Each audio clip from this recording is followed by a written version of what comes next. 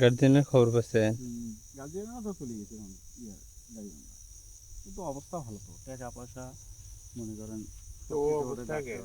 হ্যাঁ, কাগজপত্রের অবস্থা কে?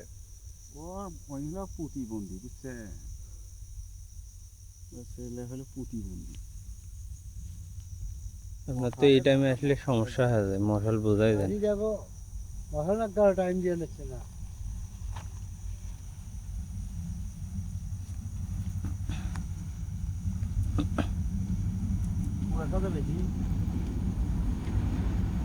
বেশি হারিয়ে গেছে।